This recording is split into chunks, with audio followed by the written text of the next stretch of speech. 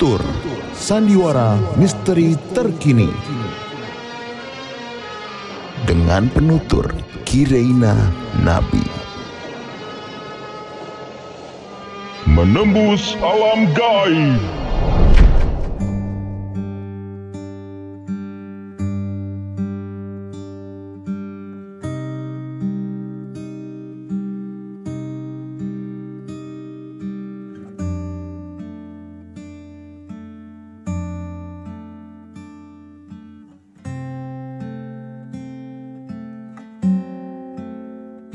Halo, gue Kireina Nabi.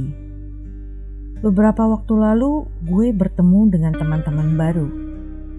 Mereka yang mendorong gue buat berbagi cerita mengenai pengalaman-pengalaman gue. Melihat yang tak terlihat supaya yang lain yang punya kemampuan seperti gue tidak merasa sendiri.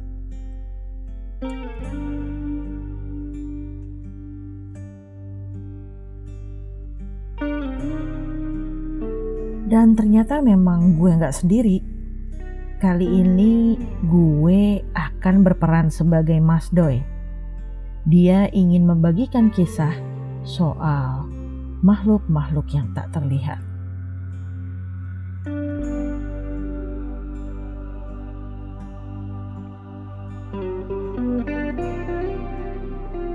Begini kisahnya Mas Doi.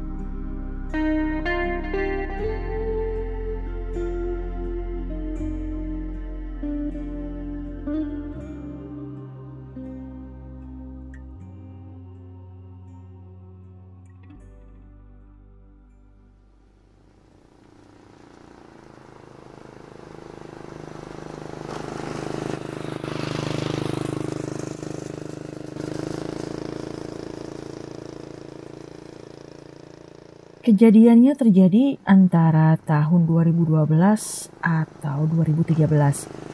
Gue kurang inget tuh detailnya tahun berapa, cuman di sekitaran tahun itulah. Waktu itu gue pergi bareng rombongan nih. Ada 3 motor berwisata ke pantai Benteng Portugis.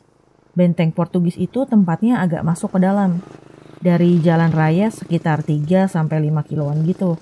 Masuk ke pedesaan yang jarang-jarang rumahnya. Selama berangkat dan sampai benteng gak ada kejadian aneh sih.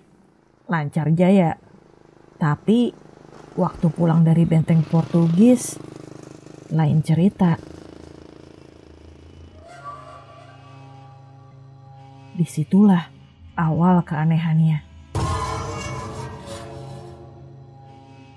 Kami pulang jam 1 siang waktu itu. Sebenarnya cuacanya terang. Namun kami memang terpisah karena ada yang mampir dulu lihat sana sini. Beli oleh-oleh lah, beli cenderamata lah, jadi gak barengan gitu. Nah, anehnya nih ya, gue kan abis ninggalin pantai. Tapi kok depan gue pantai lagi? Jangan-jangan gue muter gak sih nih? Akhirnya gue nanya orang, minta bantuan dan akhirnya dianterin sampai jalan raya. Akhirnya di jalan raya, gue dan teman-teman tuh berkumpul di satu titik. Setelah lengkap baru deh kita jalan lagi.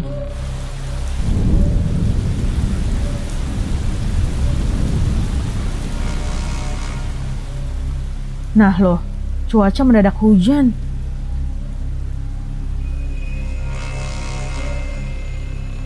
Sepanjang jalan tuh kita jadinya berhenti-berhenti terus. Diskusi jalan pintas untuk pulang. Kita gak mau kemalaman nih di jalan. Akhirnya kita nanya sana sini nih. Dan para warga itu ngarahin kita untuk jalan ke sekitar Bate Alit. Rute desanya tuh panjang banget. Melewati gunung dan lembah. Kalau tidak salah kawasan ini masih berada di kaki Gunung Muria. Sebelah utara gunung Kabupaten Jepara. Sekedar mengingatkan saat itu GPS belum secanggih sekarang ya. Jadi otomatis ya kita emang meraba rutenya.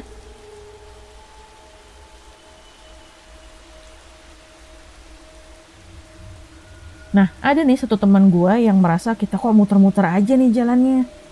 Ya gue sebenarnya juga merasa hal yang sama.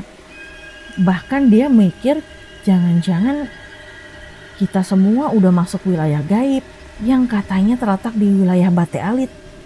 Saking bingungnya akhirnya kami berencana untuk istirahat, minum-minum sedikit lah sambil nanyain arah jalan ke arah Kudus nih. Selain itu juga hujannya semakin deras. Akhirnya kami harus istirahat sekitar 2-3 jam. Dan biar nggak kemalaman banget di jalan, akhirnya kita melanjutkan perjalanan. Udah deh, hujan lebat pun diterobos pakai motor. Sempat-sempatnya lagi nemuin banjir, petir pula. Aduh, serem banget.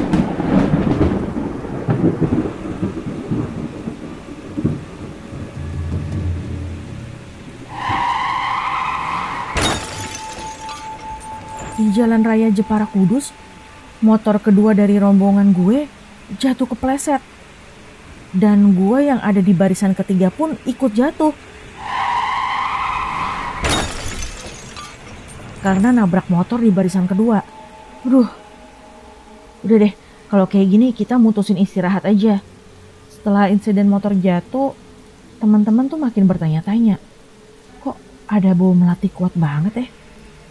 Gue gak curiga-curiga banget sih. Karena saat itu memang minyak melati di tas gue tumpah. Jadi memang mungkin karena itu.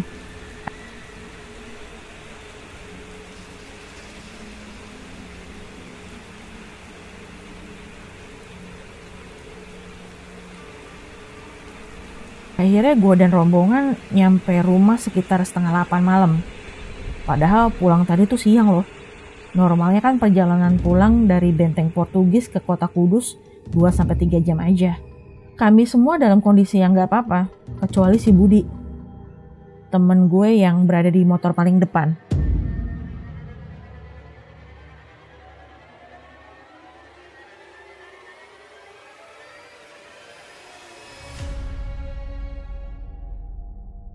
Budi sakit keesokan harinya.